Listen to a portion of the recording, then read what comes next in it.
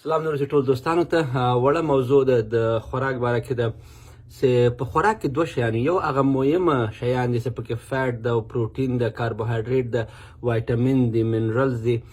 اوبه دي دا ډېر ضروري شیان دي بدن ته ضرورت وي چې مخکې دا بدن خپل کار کوي خپله وده کوي خپل امین سیستم یا مدافع نظام ښه ساتي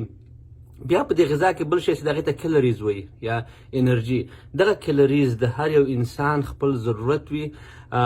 اکثره ځوانان چې په دغه 80 کیلوګرامه وزن وي نو د هغوی 2200 تر دې پورې ایوریج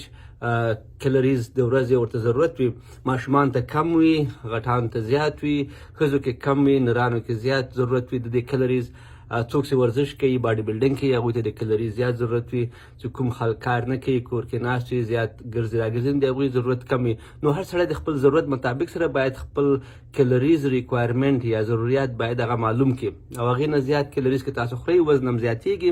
هغې نه که کم کیلریز تاسو خورئ وزن هم کمیږي مګر ډېر احتیاط به کوئ چې دغه کیلریز چې دي له غذاګانو نه حاصل کیږي نو ښه غذاګانې به خورئ بعضې خوراکو ته موږ امټي کیلریز وایي امټي کیلریز لکه مطلب دا ده چې صرف کیلریز دی پکې دغه انرژي ده پکې هغه نو په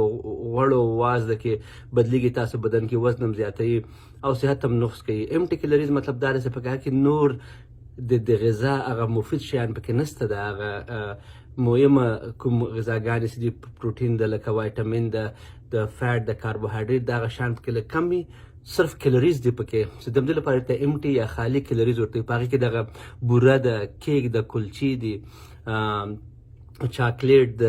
الوا ده دغه ټول د شیرین باب شیان چې دي او خواږه شیان چې دي د خوله باندې چې ښه لګېږي چې دا موږ خپله جوړ کړي دي او ډېر زیاته پکې بوره اچوو دغه شیانو کې نو دې ته امټي کیلریز وایي تر نه دا صرف انرژي ده یو دم بدن ته راځي بدن ته دونه زیات د انرژي ضرورت نه وي نو هغه اضافه په غوړو کې تبدیلوي نو هغه غوړې تاسو بدن کې په جګر کې په نورو د وینو پیپو کې په نور جانو کې هغه جمع شي او تاسو ته خطر کې یو نقصان رسوي نو کوشش به کوئ چې تاسو دغه امټي کیلریز مه خورئ نو دا کیلریز ضرورت شته ده بدن ته مګر له غذاګانو نه یې اخلئ لکه میوه سوله لکه سبزیجات سول هګۍ سوې ماهي سو پسه غوښه سوله د چرګې غوښه سوله نو دغه ټول شیان نه به تاسو خپل دغه کیلریز پوره کوئ ځکه په هغه نورو غذاګانو چې تاسو خورئ په هغې کې نو نور مهمه شیان د بدن لپاره پکې هم تاسو حاصلوی شئ کله چې تاسو دا کیلریز د دې شیانو نه پوره کوئ نو په کاربوهایډریټ کې چې ټول نه مهمه شی دا کاربوهایډریټ نشاسته ورته وایي ما خیال په زموږ په وطن کې مهمه کاربوهایډریټ چې دي هغه نان ریفاینډ کاربوهایډریټ دي لکه هول ګرینز او لکه مطلب به دا ده لکه د سپینې وریځې په ځای باندې دغه تورې وریځې خړې وریځې چې دي د سپینو غنم په ځای باندې دغه تور غنم یا خړ غنم چې هغه پوستکی پکې هغې نه چې اوړه جوړ کړي یا هغه د خړ اوړه یا لکه رنګ یې لږ تیز وي سپین نه وي هغه ښه دي ځکه دغه پوستکي کې هم د هغې سټارچ ته پکې فایبر ته پکې هغه ډېر زیات بدن دپاره د کولمو بدن دپاره ګټه کوي او کیلریز پکې کم وي نور وایټامین نور شیان پکې زیات وي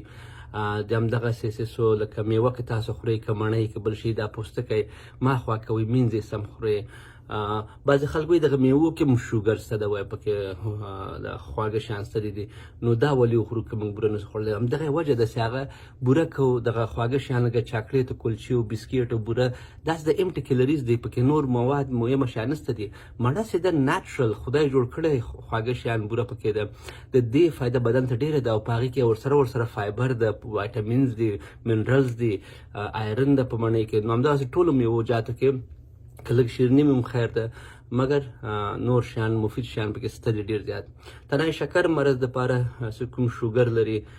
یا ډایبټیز لري هغوی باید میوې سره خپل ډاکټر سره رجوع وکړي چې د ورځې څومره خوراک د میوې باید یې وکړي ځکه هغوی ته ډېر زیات شوګر خوړلو یا خواږه شیانو ضرورت دومره نه وي نقص ورته کیدی شي وکړي مګر میوې ضرورت هغوی ته هم وي مګر مقدار یې باید له نور خلکو نه لږ کم وي نو د دې کیلریز او د دې انرژي لیول دغه کتغونه چې موږ اخلو خوراکونه چې موږ اخلو او له نور شیان لکه خواږه شیان چې موږ اخلو دې باره کې به زه بیا یو بله ویډیو هم جوړه کړم چې د عمر لحاظ سره د وزن لحاظ سره تاسو څومره کیلریز د ورځې ضرورت وي او هغه بیا تاسو څنګه تقسیموئ په فیټ کاربوهایډریټ او پروټین باندې باید څومره مقدار وي فیصدي لحاظ سره یا د ګرام لحاظ سره دې باندې زه بله ویډیو بیا جوړه کړم. ویډیو هم کېدای شي خوښ شوي نور ملګرو سره هم شریک کړئ. مننه. خدای په امان.